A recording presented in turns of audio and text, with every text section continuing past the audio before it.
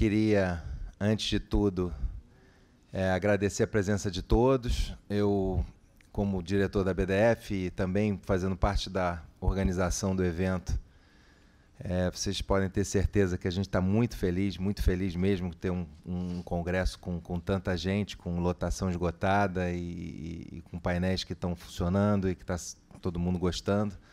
Então, é um prazer muito grande estar aqui com vocês, participando dessa empreitada.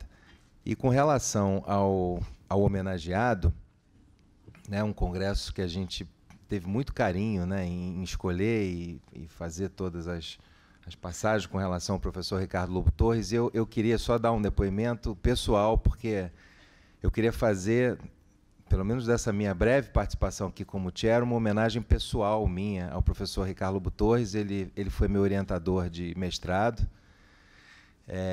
Eu fiquei muito próximo, fiquei muito amigo da família e tudo, e ele teve uma importância muito grande na minha vida, porque como advogado, desde os 18 anos, advogando, que quem dera, estagiando e depois trabalhando mais com contencioso tributário, vendo muito o lado prático do direito, a questão do contencioso.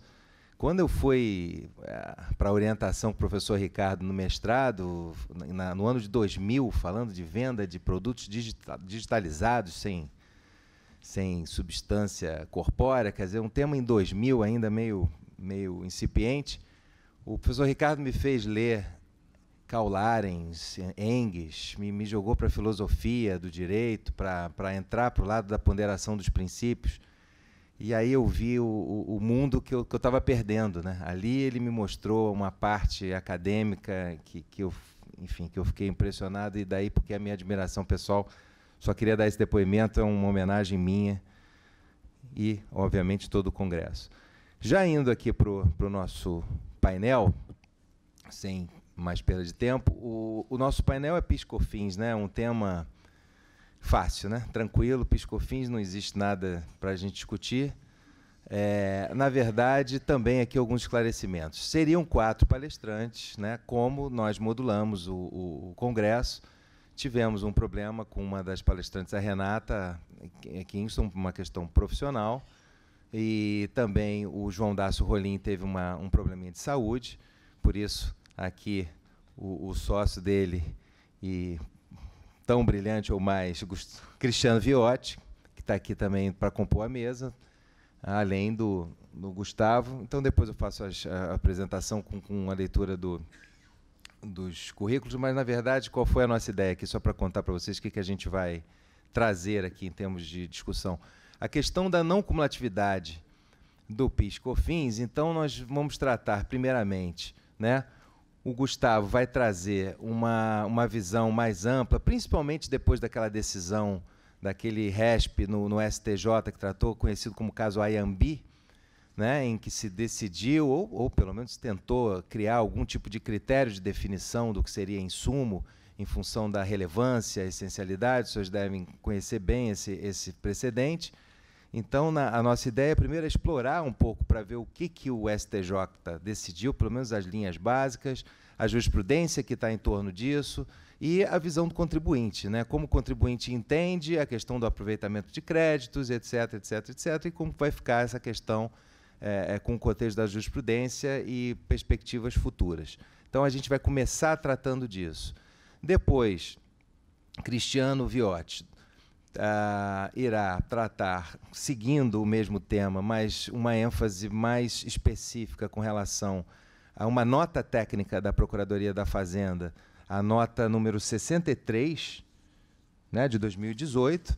Né? O Cristiano vai entrar um pouco mais a fundo, porque não deixa de ser a interpretação da própria Fazenda Pública com relação ao que foi julgado no STJ e também com relação a entendimento sobre a matéria.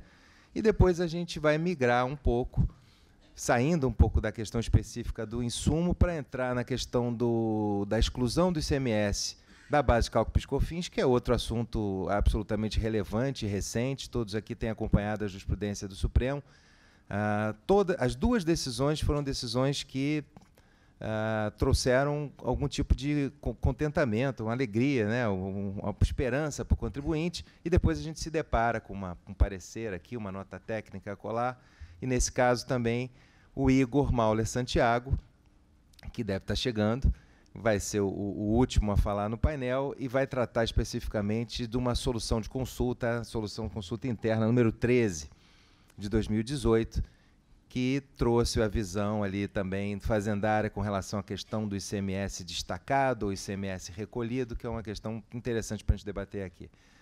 Essa é a ideia do nosso painel. Então, sem mais delongas, eu queria passar a palavra para o doutor Gustavo Nigar, né, que é graduado pela Universidade Federal do Rio Grande do Sul, professor de Direito e Legislação Tributária na Universidade Vale do Rio dos Sinos, Unicinos, professor de Direito Tributário da PUC, do Rio Grande do Sul, professor do curso de pós-graduação de Direito Tributário da Unicinos, entre 98 e 2009, procurador do município de Porto Alegre, entre 92 e 2003, conselheiro do Conselho Municipal de Contribuintes de Porto Alegre até 2000 e sócio do escritório Tosini Freire.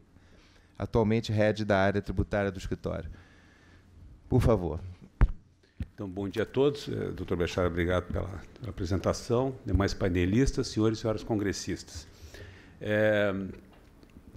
Então, a minha tarefa é tratar essencialmente ou fundamentalmente do caso Ayambi, mas eu quero iniciar um pouquinho antes do caso Ayambi, ou talvez um pouquinho depois, conforme a vida venha nos brindar com decisões aí futuras do Supremo. Por quê? A questão da não cumulatividade do PIS/COFINS, ela assumiu aí desde 2003, assim como a não cumulatividade do ICMS e do IPI, ela assumiu contornos constitucionais. A gente tem que lembrar que a emenda 42 de 2003, ela agregou o parágrafo 12º ao artigo 195 da Constituição e, ao fazer isso, referiu que a lei ordinária vai definir setores da atividade econômica que terão, nas contribuições sobre receita, faturamento ou importação, a natureza ou a forma não cumulativa, serão não cumulativas. Com isso, não é absolutamente equivocado pensar que o Supremo Tribunal Federal deverá trazer em algum momento os contornos, o conteúdo mínimo ou conteúdo essencial desse princípio da não cumulatividade para tributos que têm, ou para tributo que tem uma característica, uma conformação distinta do ICMS e do IPI, que são tributos específicos sobre circulação e consumo de mercadorias.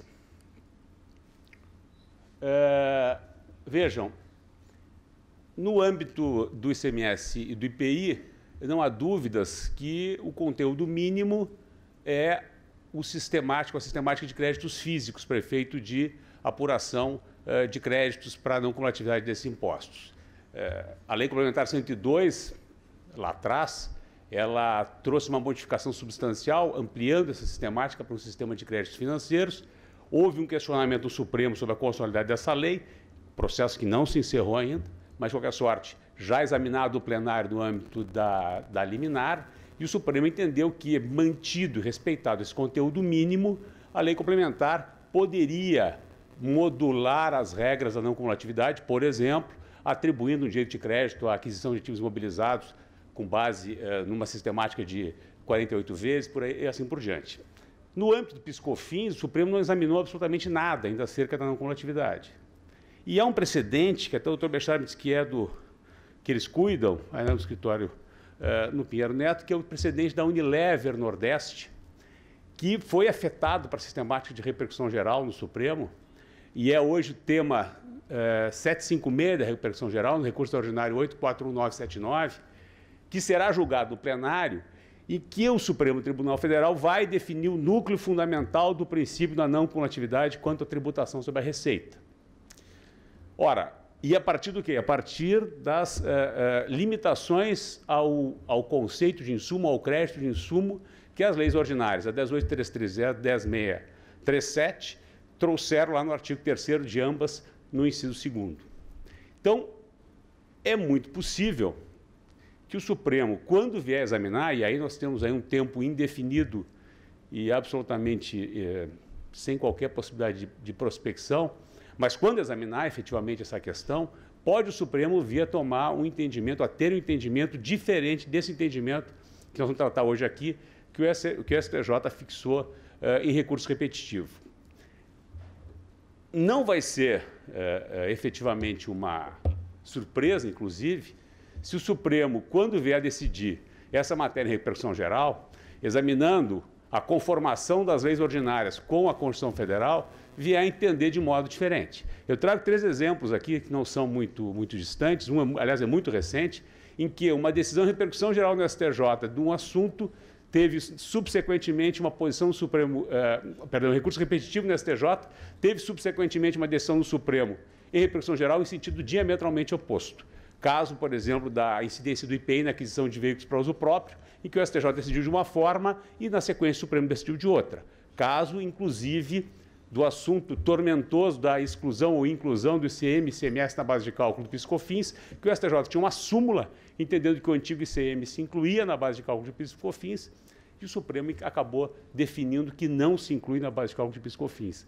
E também na contagem do prazo de prescrição na repetição de débito tributário, na aplicação da Lei 118 de 2005, que é o termo inicial da contagem do novo prazo, para o STJ, em repercussão geral, foi de uma forma e para o Supremo, na sequência, de outra. Então, a gente precisa ter um disclaimer nessa discussão para dizer, não só, como a gente vai ver, a decisão do STJ é uma decisão que não resolve o problema da definição precisa do que é insumo para efeito da não cumulatividade, como essa mesma decisão pode, num futuro não muito distante, vir a ser modificada caso esse recurso, o que nós todos esperamos que seja provido e que seja reconhecido em consolidade a sistemática de insumos criada pelas leis ordinárias, caso isso venha a ser definido pelo Supremo aí em adiante. Então, talvez em algum congresso futuro se venha estar se discutindo a decisão do Supremo em repercussão geral sobre a inconstitucionalidade da não cumulatividade do PIS/COFINS.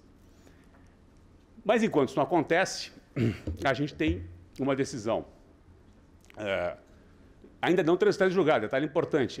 Antes de entrar no caso AMB, esse processo tem um recurso ordinário que não foi admitido e que seguramente será alvo de um agravo ao Supremo, que talvez fique sobrestado para a definição do tema anterior da constitucionalidade. Então, esse processo ainda não transitou em julgado, mas, tendo sido publicado o acórdão em recurso repetitivo, é aplicável à Fazenda, aos contribuintes e aos demais órgãos judiciais. Então, estamos todos sob vigência da decisão do STJ, no caso AMB. A AMB é uma empresa, a AMB Alimentos Limitada é uma empresa fabricante de ração para animais, portanto uma indústria de alimentos, do lado do Paraná, que propôs uma ação pretendendo que fosse reconhecida em primeiro, segundo e terceiro graus, que determinados itens adquiridos e que integram um processo industrial fossem reconhecidos como insumos para efeito de PIS/COFINS e ela pudesse tomar crédito nos gastos, nos custos de aquisição destes itens. O STJ, ao examinar especificamente essa questão da AMB, entendeu que as instruções normativas 247 e 404 da Receita Federal, que regulamentavam as leis do PIS e COFINS, respectivamente, na parte em que definiam que insumo seria aquilo que fisicamente se desgastasse ou se agregasse ao processo produtivo, melhor, ao produto ou na prestação de serviços, que essas instruções normativas elas estavam desalinhadas da regra legal e, portanto, elas seriam ilegais. Fixou a tese dizendo primeiro na linha A isso, que elas são ilegais, e na linha B, ao interpretar e ao dar uma coloração supostamente concreta a um conceito jurídico indeterminado e muito complexo, que é o conceito jurídico de insumos, que a rigor é um conceito da economia, fixou que o insumo ele se define por critérios de essencialidade ou relevância, que, por sua vez, se definem quando se identifica a imprescindibilidade ou a importância de um bem para o desenvolvimento da atividade econômica do contribuinte. Portanto, ao resolver, na minha ótica, uma questão envolvendo um conceito jurídico indeterminado, criou mais 7 ou 8 conceitos jurídicos indeterminados para serem resolvidos. Eles estão aí. É um item essencial, ele é estrutural, inseparável do processo produtivo ou da prestação de serviço, e se for privado esse item do serviço do produto, se for privado do processo, ele perde em qualidade, quantidade ou suficiência. E aí se remete ao teste da subtração, que o ministro Mário Campbell sustenta ser um teste que resolve o problema. O raciocínio é: exclui mentalmente do processo produtivo um item e verifica se, ao excluir esse item mentalmente do processo produtivo, se o produto final, o serviço prestado, manterá a mesma qualidade, quantidade ou suficiência. Se não mantiver, ele é um insumo. Se mantiver, ele não é um insumo.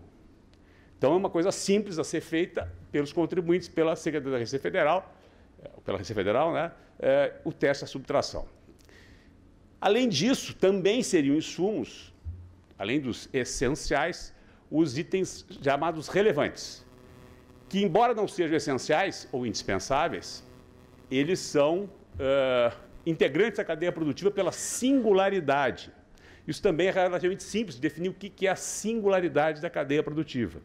Ou então por imposição legal, ou seja, a lei me determina a realização desse gasto, logo em eu fazendo, por conta da minha atividade, do meu objeto social, este item ou esse gasto será insumo. Só abrir um parênteses, só rapidamente, evidentemente a gente não está aqui tratando da necessidade de que a aquisição seja feita de uma empresa nacional, que seja tributada na etapa anterior. Todos esses requisitos, evidentemente, permanecem sendo reconhecidos como necessários para que o crédito seja tomado no âmbito do STJ.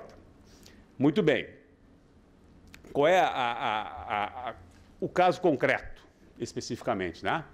Vejam, se fixa a tese, essa tese é no voto da ministra Regina Helena Costa, e o caso concreto é resolvido da seguinte forma: são possíveis insumos, ou seja, não são insumos.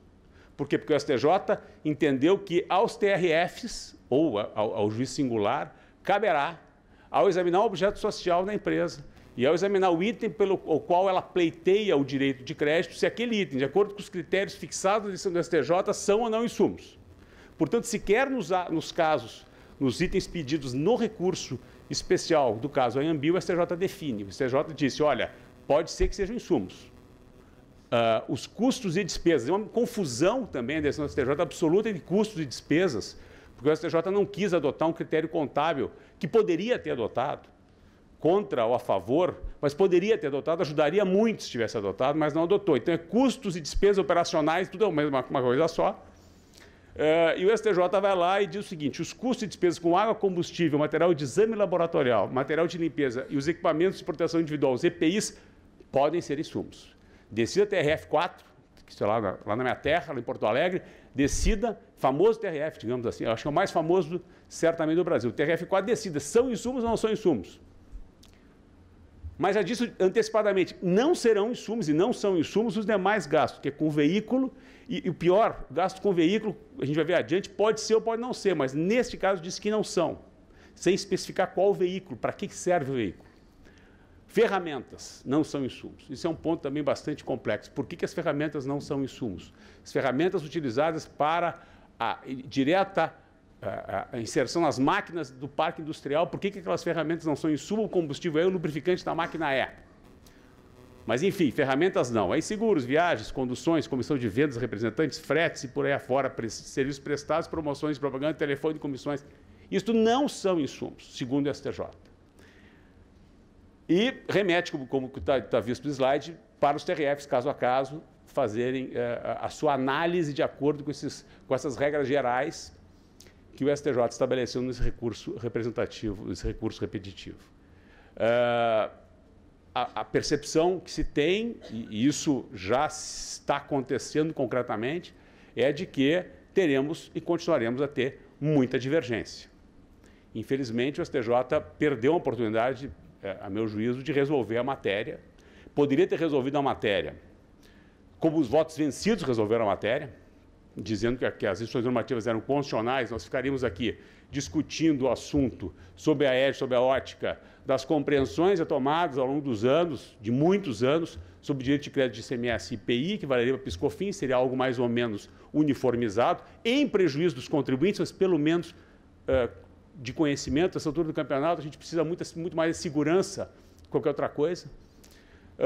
Como os votos vencidos foram nessa linha, do ministro Benedito e do ministro Og, ou poderia ter reconhecido que se trata de uma tributação sobre receita, que, portanto, a contrapartida de receita são despesas.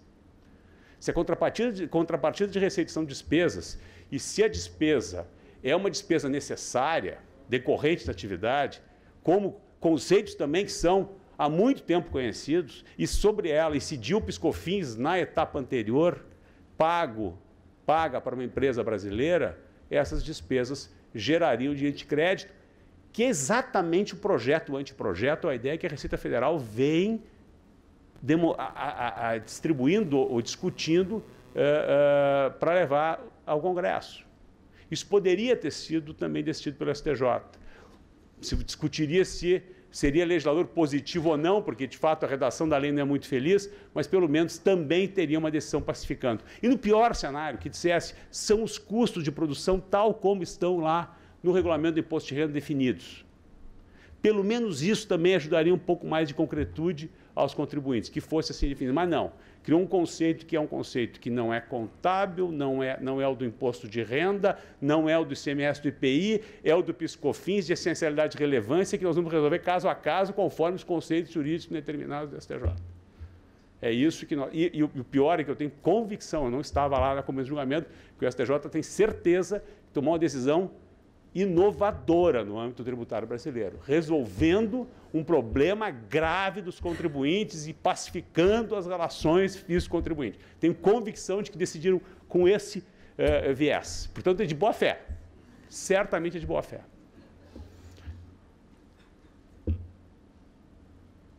Parecer COSIT. Esse parecer foi o único que o doutor Bechara não mencionou. Vou falar bastante dele. Por quê? A Receita Federal, e aí a gente precisa reconhecer que se o problema dos contribuintes, o problema também é da Receita Federal. Num cenário diferente, logicamente que ela não paga por isso, o problema dela é cobrar, né? É um pouco menor, mas de qualquer sorte também é um problema. E a Receita Federal, nesse problema de entender o que ao fim, em sumo, resolver uma solução de consulta, resolver uma impugnação administrativa, resolver um pedido de compensação, a Receita Federal precisa se posicionar, ou viu a necessidade de se posicionar e fez um trabalho através desse parecer COSIT 05/2018, que é do final do ano passado, de dezembro, 18 de dezembro, 17, se eu não estou enganado. Esse parecer, ele tem a pretensão de concretizar os comandos da decisão do STJ a uma série de itens que comumente são adquiridos pelas empresas nas suas atividades. E faz isso primeiro analisando a decisão assim como a PGFN fez, analisa a decisão do STJ, chega às suas conclusões e fixa premissas que a Receita Federal irá adotar e já está adotando na interpretação da decisão do STJ. Bom ou ruim, o fato é que pelo menos a gente tem aí uma fonte para tentar entender o que a Receita Federal vai entender do que o STJ decidiu, que nos ajuda pelo menos a propor uma ação, seguramente, para discutir alguma conclusão da Receita ou para ter um pouco de segurança de que não vai sofrer uma autuação ou algo do gênero se tomar um crédito ali na frente, entendendo ser insumos. O que diz a Receita? Primeira conclusão, não há insumos nas atividades estritamente comerciais. Isso é um ponto em discussão, há ações nesse sentido, há quem defenda que a decisão do STJ, ao falar em atividade econômica do contribuinte, amplia o entendimento também para as atividades comerciais, mas a Receita Federal claramente diz, empresas comerciais, já que a lei fala em bens adquiridos para produção ou para prestação de serviços, atividades comerciais não têm direito a crédito de PiscoFins sobre insumos. Depois, ela diz que, e aí é um ponto relevante, porque a Receita Federal tinha um entendimento muito restritivo, ela reconhece que o processo produtivo, e não apenas o produto, ou o serviço entregue ao tomador, mas o processo produtivo, que muitas vezes é verticalizado, que tem uma produção de insumos dentro do processo de conclusão do produto final, esse processo produtivo como um todo, todos os gastos ligados a esse processo produtivo são gastos que permitem à empresa a tomada de créditos. Então, é processo e não produto. Isso é um entendimento que, segundo a Receita Federal, seria a grande inovação da decisão do STJ, mas é bem relevante. Para a Receita Federal, e aí isso parece correto, interpretando a posição do STJ, não há, na decisão da Corte, a vinculação do direito de crédito à contabilização daquele gasto como custo ou como despesa. Mas a Receita Federal diz o seguinte, é um indício muito forte de que se trata de um insumo, de acordo com o STJ, a contabilização como custo. E é um indício muito forte de que não se trata de um insumo sujeito a crédito, de acordo com o STJ, se a contabilização for como despesa. Então, na contraposição de custos e despesas, a Receita Federal já antecipa, e a gente pode antecipar no exame de um caso concreto, se a contabilização vai ser muito relevante para definir o direito ou não de crédito. Imposição legal. O que diz a Receita? Olha, imposição legal que o STJ refere, ela supostamente esclarece, segundo o seu entendimento, que será insumo por imposição legal o gasto decorrente norma que esteja esse gasto ligado à atividade específica de produtiva ou de prestação de serviço. Então, ela dá um exemplo lá, gastos com alvarás, por exemplo, de funcionamento de uma empresa, são por imposição legal, mas não são insumos. E aí fala em teste de qualidade, tratamento de efluentes e outros gastos, EPIs. E é interessante, o fardamento do empregado não é insumo, o EPI é insumo. Aí depois tem um outro ponto que também é relevante, e confesso a vocês que eu nem sabia que a Receita Federal tinha esse entendimento. Fiquei sabendo, lendo e estudando esse parecer, que aqueles ativos contabilizados que não se sujeitam à depreciação, mas se sujeitam à exaustão, as cotas de exaustão não gerariam crédito, porque não tinha explicitamente previsto lá na Lei 10.833 que a exaustão, cotas de exaustão geram crédito, mas só as cotas de depreciação de um bem imobilizado. E então, entendeu a Receita que, apesar de não prever lá, então, esse direito de crédito sobre as cotas de exaustão, que o gasto para a formação do bem imobilizado, que gera a exaustão, por exemplo, é um exemplo bem relevante, os gastos para a formação de florestas, eles são gastos considerados insumos, e não são poucos gastos que uma empresa dessa natureza tem, são considerados insumos e ela pode tomar crédito de PIS/COFINS a partir desse entendimento do STJ, não podendo tomar crédito sobre as cotas de exaustão desse ativo imobilizado.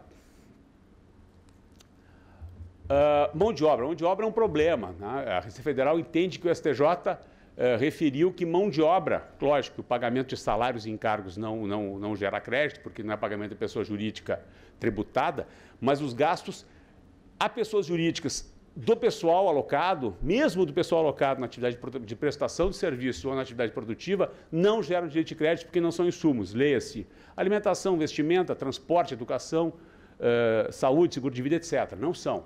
Mas se houver terceirização da atividade fim, que hoje é permitida, e eu contratar uma empresa de trabalho temporário ou uma empresa locadora cedente de mão de obra para que esse pessoal trabalhe diretamente na minha atividade produtiva ou de prestação de serviços, esse pagamento, sim, seria insumo.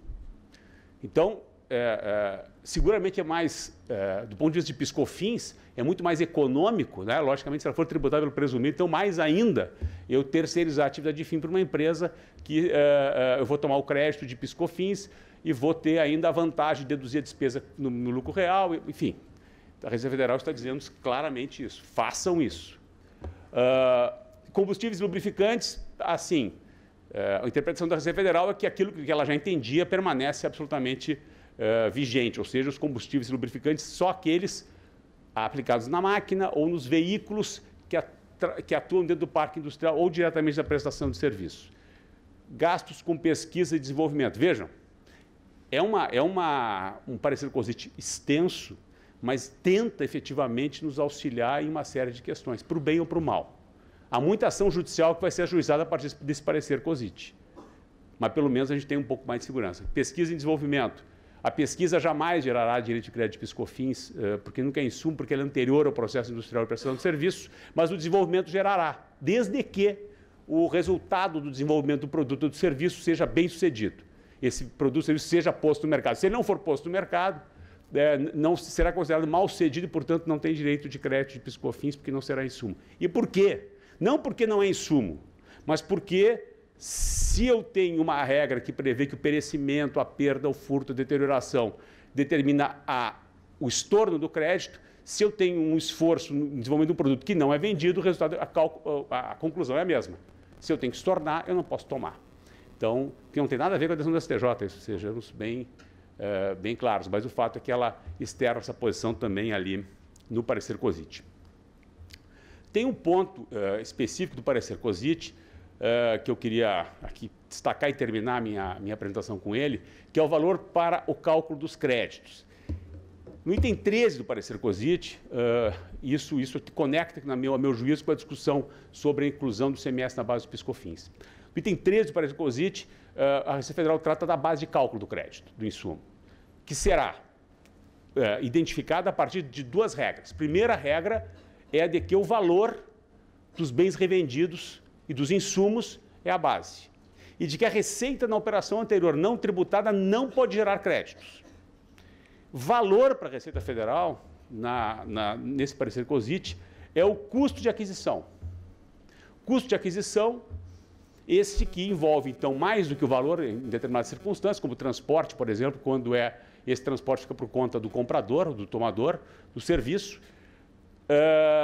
mas não inclui-se ou não se inclui nesse custo de aquisição, então a tomada do crédito do cálculo deve não considerar, por exemplo, o IPI, salvo se o IPI for não recuperável. Se for uma empresa que não sou industrial, importadora, etc., não tenha débito de IPI, então o IPI que incidiu no insumo que eu adquiri, eu posso calcular crédito sobre ele. Se é recuperável, eu não posso tomar crédito sobre ele. Depois, ICMS substituição tributária. Esse talvez seja um ponto, conectando, como eu disse, com a questão da exclusão da base de cálculo do PIS/COFINS, muito relevante. ICMS-ST, segundo a Receita Federal, não pode ser base de crédito, porque ele não integra o custo de aquisição. Certo. Mas ele também não integra a receita bruta do vendedor, porque o vendedor é o substituído, e o substituído não tem débito de ICMS por ST. Mas se não integra o custo de aquisição, e eu não posso tomar crédito, e eu não posso excluí-lo porque eu não tenho débito, porque eu sou substituído, ele integra a base de cálculo de PIS/COFINS. Basta que os estados estabeleçam ICMS por substituição tributária, que está resolvido o problema da discussão da inclusão ou não do ICMS na base do PIS/COFINS.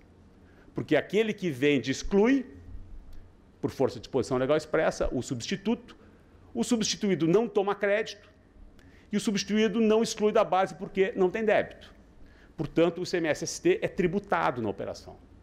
É custo. E a Receita Federal diz não é custo de aquisição. Então, esse é um ponto relevante, e todo mundo sabe que a ST a quantidade de operações com ST ela é absolutamente impressionante. E aí depois tem um ponto que eu queria destacar, que é a nota de rodapé 8 do parecer, bem pequenininha. ICMS próprio do vendedor, 8. Aí a gente olha lá embaixo assim, quando a elaboração desse parecer normativo ainda não estavam claras as consequências decorrentes do julgamento pelo STF do recurso ordinário 574/706. Bom, não estavam claras, não estão mesmo. Tá? Mas vamos supor que o Supremo diga aquilo que a maioria das pessoas entende, que é que o ICMS destacado, o ICMS incidente na operação, é que deve ser excluído da base. Seguramente, a conclusão da Receita Federal será aquela válida para o IPI. Ora, se o ICMS não integra a base de cálculo do vendedor, assim como o IPI não integra, porque o IPI não integra a receita bruta por força lá do Decreto-Lei 1598, eu não posso, porque não incide na etapa anterior, tomar crédito sobre o ICMS próprio do vendedor.